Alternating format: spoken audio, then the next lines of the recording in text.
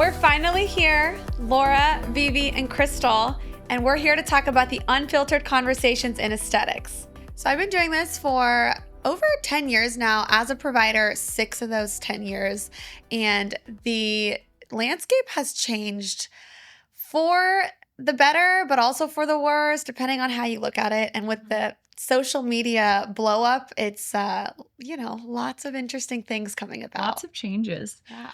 You've been doing this for 10 years? Yeah. I was in a medical spa before I went to school, just doing your basic microneedling. Literally, you're you're like an OG veteran.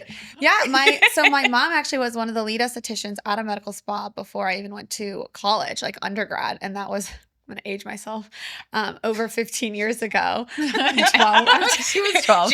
She's 12. She's not aging herself. She's 12. So I feel so old. And then I went to PA school, started out in orthopedics and aesthetics side by side, and just went full-blown aesthetics because I love it.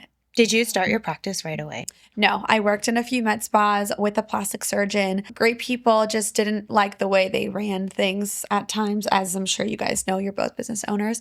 And so, I was like, I'm going to do this my way because I'm not all about profits and cash. I just want to do things for patients the right way. So you took what you didn't like from them and was like, I'm not putting that into my business model at all. I'm not just selling you a syringe because I can. Someone walks in my door, I can easily sell you $700 lip filler. And I don't mean this offensively, but I truly cannot picture you working for someone else. I'm sorry.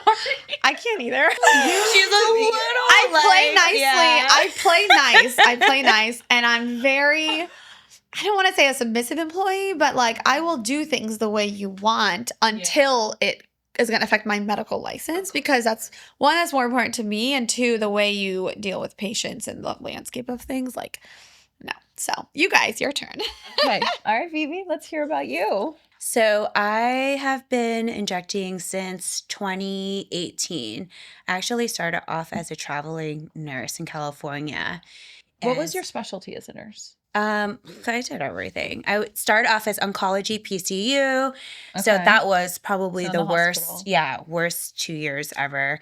And then I switched over to post-open heart surgery, step-down unit. Badass. Yeah, left there and then did travel nursing. And they just put me on step-down unit. So it was just, you're in it and you don't even know what what's going to happen, your shift. So anyways, my recruiter was like, hey, I have a derm assignment for you. Do you want to do it? It's Monday through Friday. And I was like, fuck, I don't want to do Monday through Friday. I work 3 days a week.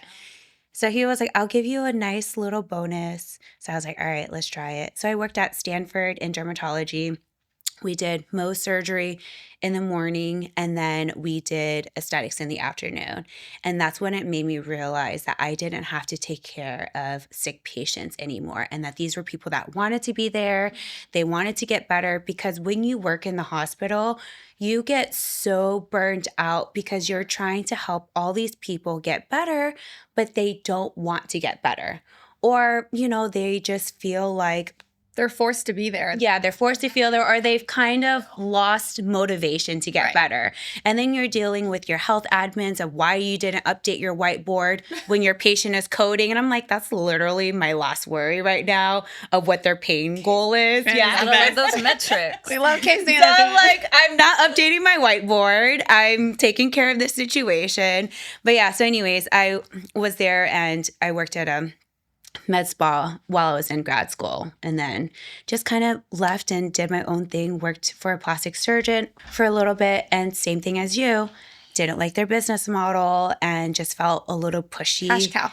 Yeah, felt a little pushy and what they wanted me to do, which I didn't feel comfortable with, especially when you are trying to protect your license. So I said, I'm quitting. I'm leaving. I'm going to open up my own thing. Had $10,000. Yeah. Mine was too. My first credit card, that was $10,000, and just winged it. I had no idea what the hell I was doing, but here I am. What services did you actually start out with? Botox, microneedling, and a little bit of filler. What about you, Crystal? That's all you need. Yeah. So similar story. I've been a medical provider since 2014. I worked straight out of school in the ER and loved that. I mean, I still feel like I kind of romanticized going back and like working ER shifts. It's like chaos. Yeah. I The mean, chaos. and I was humbled because after I was an NP for a year, which I went directly into aesthetics, I actually got a job before I had even taken my boards. And I was really just hoping I passed my boards, which I did.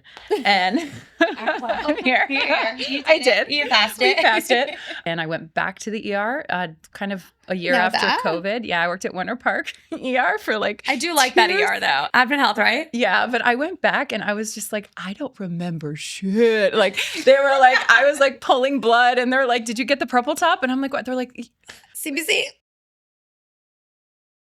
I totally forgot. CBC's Tiger. I can't even remember No, anymore. it was on a type in screen and they had to do a rescreen that you have to send. And I was just like, and I got in so much trouble. And they're like, do you remember anything? I'm like, I know how to save the patients, but like, I do not remember protocol. So I only did that for a few weeks. And then I was like, I'm just going to do Botox now. Okay, good. And then you started out somewhere. Yeah. And so I worked at a med spa downtown in Thornton Park and it was lips and talks, a little bit of facial filler, but I was just really tired of, I'm thankful for the experience because I think it made me a really great lip provider because I did like 8 to 10 lips a day Oh, that's for a like lot. over a year. Crystal's lips are bomb. So I just like lips I could do in my sleep, but I was tired of it. I felt like the money grabs, the Instagram marketing, like The Russian lip technique. Come get all this. Yeah. just kind of Forget the rest of your face. Yeah. And like I remember getting in trouble because I spent too much time on a consult where a patient ended up doing jawline filler.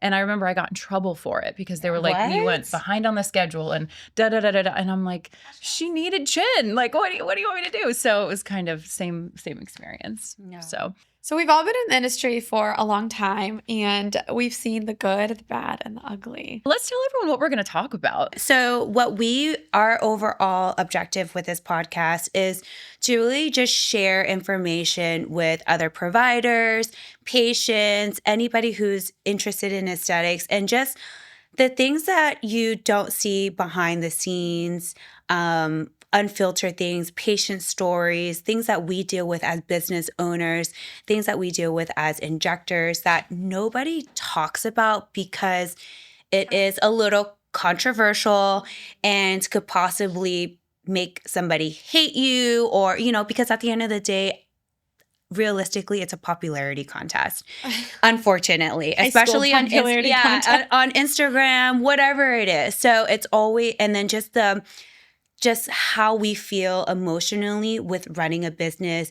managing Instagram, and just everything life. It shouldn't be like that, the popularity contest. Just because you have 100,000 followers on Instagram or all these KOL speaking gigs does not mean, right, that you are the creme de The la best of the creme. best. It Creme de la can, creme. but it doesn't make it. Yeah, it's not. It is a factor, but it's not the only factor. Like I know people who have been doing this for 20 plus years. They don't know how to use Instagram, and they're probably way better than a lot of us. So it's just choose wisely. Choose wisely. So how do you choose your providers? Like, how would you, people who are interested in aesthetics, So I tell my patients, especially ones that come to me, and I always ask them, like, how did you find me? And the first thing they say is, if it's TikTok. I'm TikTok concerned. lately? Oh my God. No, I'm concerned. I'm Oh. concerned because I've tried my best to do all that I can on Instagram and TikTok, and that's wonderful. But if that's the only research that you've done, okay, so then I ask, do you know what kind of provider I am? Yeah, you're an esthetician.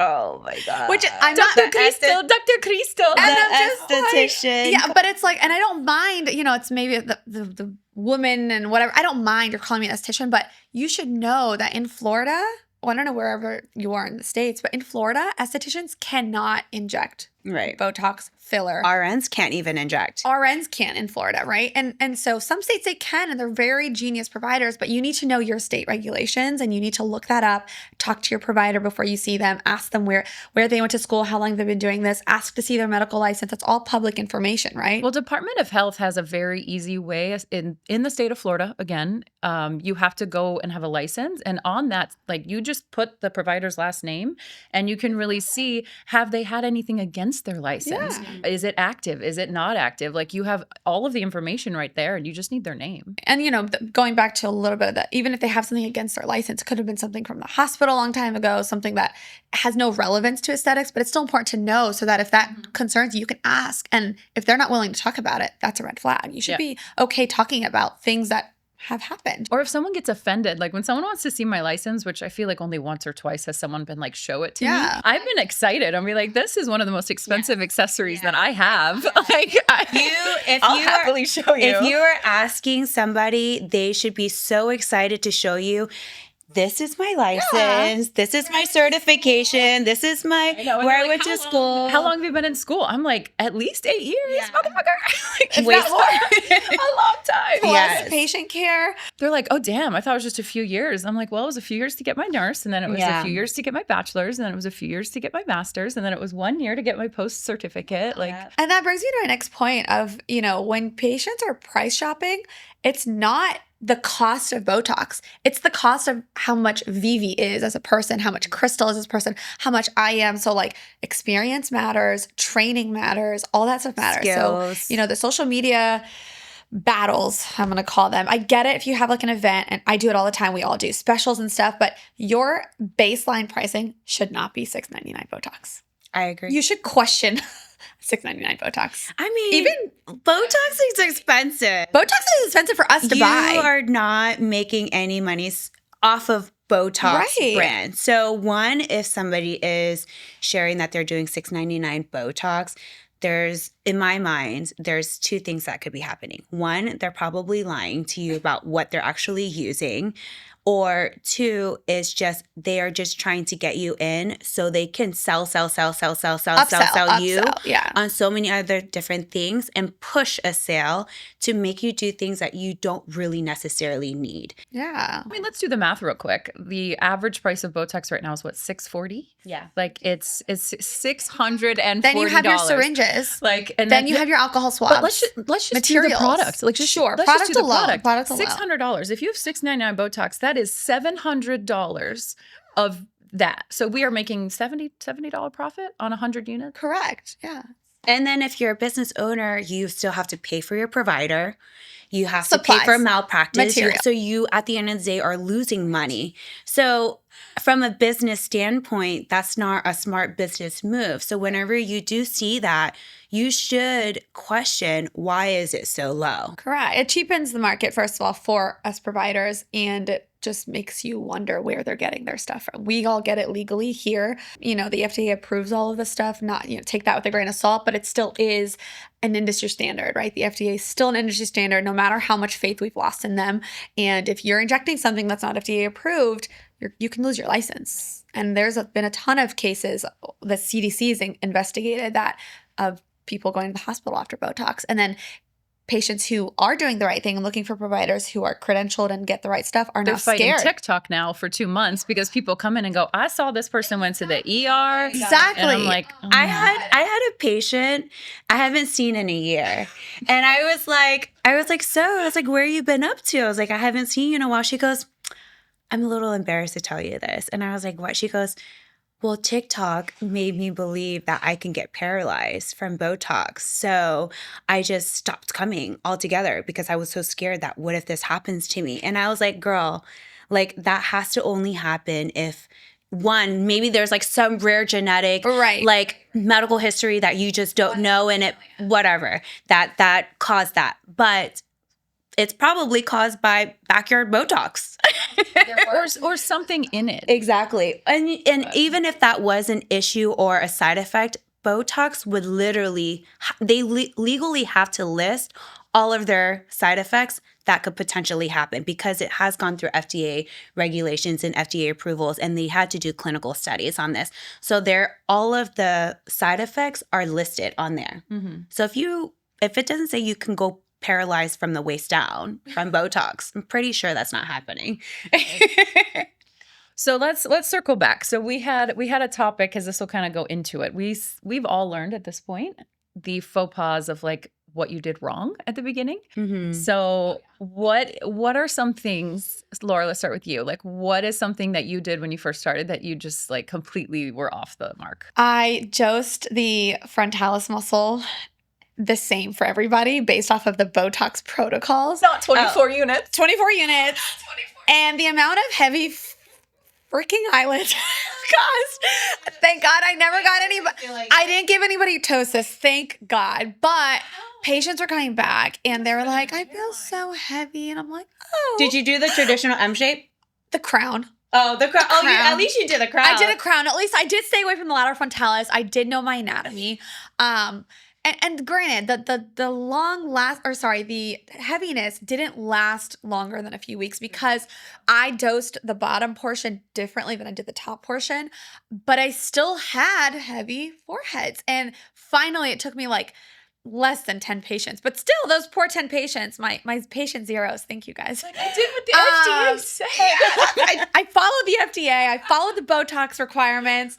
But that makes you learn as a provider. And that's what makes it so good now is anatomy for everyone is different. Correct. I could have lateral frontalis movement and you don't, and then I'll end up with these little Wi-Fi lines if I don't do at least one unit in each. Whereas someone like you or you, I can totally avoid the lateral frontalis and not need to treat it, and that keeps your eyebrows nice and high. And What would you say your average, like, I know it's so different for a woman and like, you know, an adult woman. What do you think your average frontalis dose is? oh my God, it's like 10 units. Yeah, it's like maybe. 14, I think. 10 for me. to like, 15. Like 12 to 15. And then you have all these people, that's what pisses me off on Instagram with like, dose it 15 to 20, or I get like X amount in my frontalis. And then I have patients coming to my door. Oh, but this provider said I need to get this amount in my forehead. I'm like, okay, you can go see them.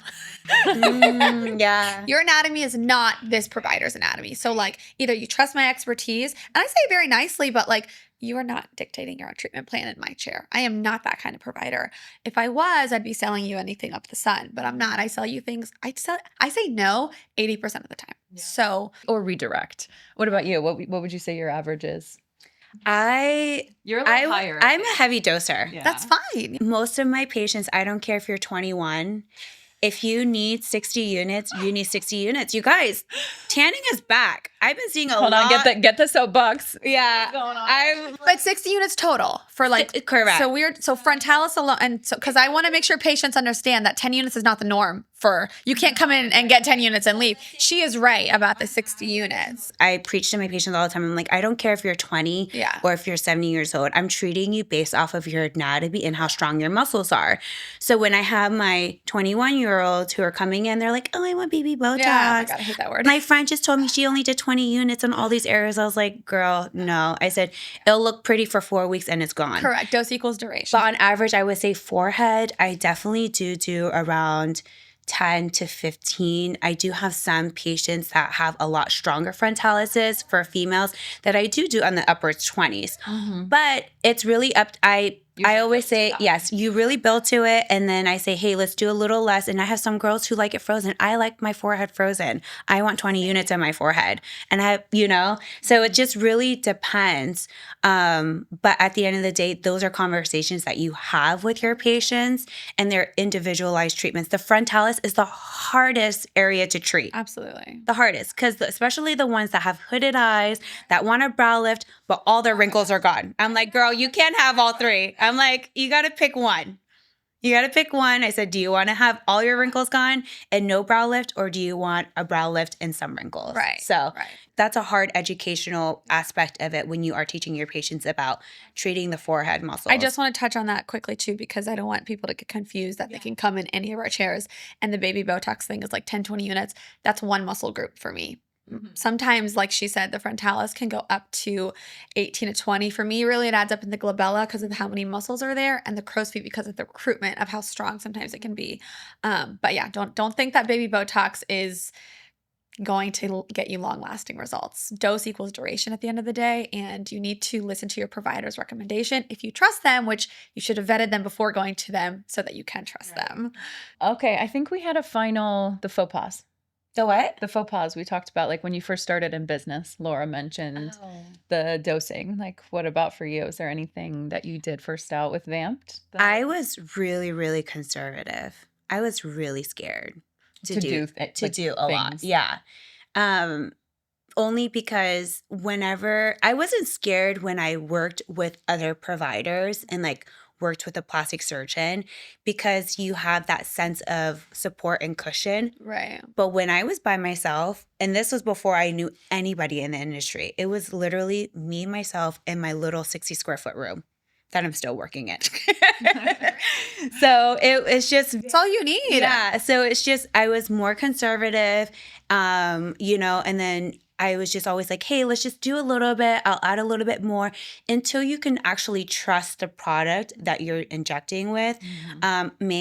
I probably have lost a lot of patients that way because I may have been too conservative initially. And that is a lesson you learn. It's kind Yeah. of like, you know, you want to be conservative, but you also like have to respect people's time and Right. understand like they're taking time out of their day to come to this appointment. Yeah. And even though a follow-up might be reasonable and good, sometimes they can't come back 4 What times. other specialty can you prescribe a medication, because Botox is a medication, and not expect them to follow up though? Like, why is our specialty not standardized with other medical specialties? If I'm prescribing you carvedilol for your high blood pressure, I need to see you in 2 weeks. I need a log daily of your blood pressure. That is something though, like for me in my practice from the very beginning, I mean, my first spa, like I got in trouble once again where they were like, you have half the day of follow-ups. And I'm like, I did half a day of lips yesterday and This I is need medicine. last week. This is medicine. And that's something in my practice, like especially with new toxers, I take at least 4 minutes at the end of my appointments and I say, this is why I want to follow up. Even if it's perfect, send me a photo at least. Like I can't Yes. make your treatment perfect and be your long-term Right. provider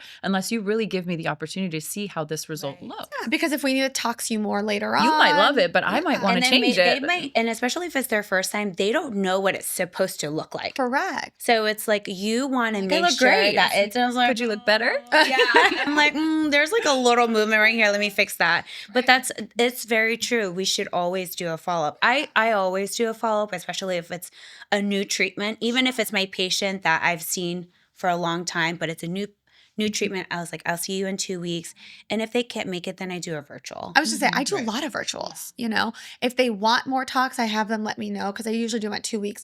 Let me know a couple days before. Let's look at the movement because I can always add more talks, right? And I don't want to because yes, sometimes that can build more resistance. But if we're just tweaking a tiny bit, I can do that over you coming back and saying, this was too much. Right. You're gonna have to wait. Yeah, you It doesn't- can't you know? subtract, baby. I can't subtract. I can add.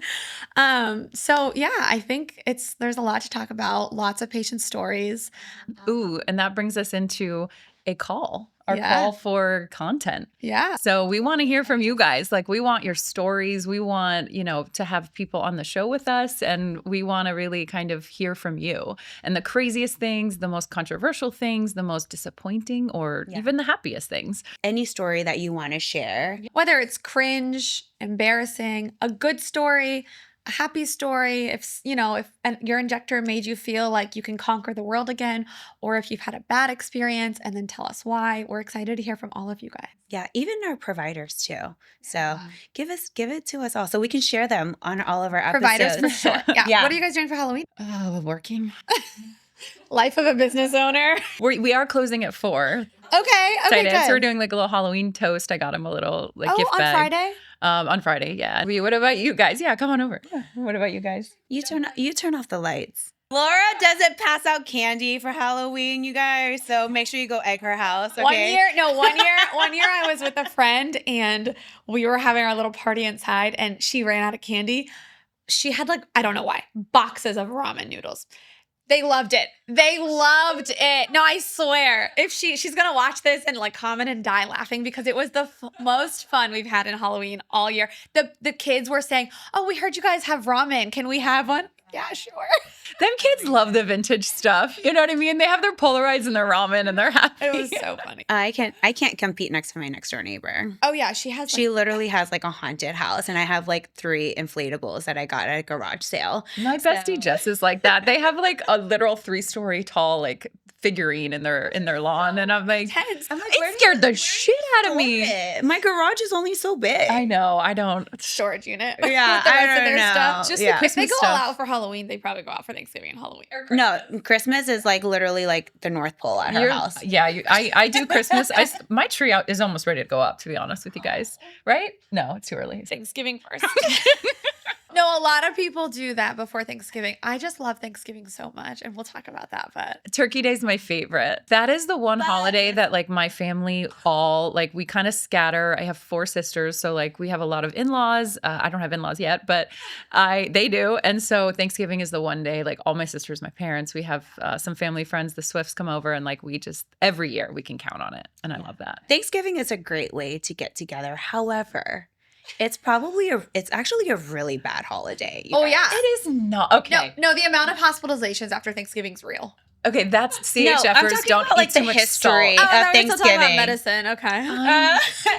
It's the American story. Is there blood? Is there death? Is there conquering and stealing lands from people that they don't belong to? Yes, but it's Thanksgiving, so we're not talking about it, Vivi. Okay? Well, I just wanted to make sure that we knew that this was actually a really terrible holiday, and we just made it normalized. But I mean, I love stuffing, so I'm not going to get canceled, so I'm going to stop. I was like, yeah, just stop now before you get canceled. Right? All right, guys, we're so excited to hear from you all, patients and providers. So follow us on Instagram. It's called The Aesthetic Underground. You can DM us your stories, patients and providers. We're excited to hear from all of you. We also have an email that we'll have in the bio if you're just an email person. But DMs are probably best, but we'll get back to you regardless of whether it's a DM or email. See you next week. Bye. Bye.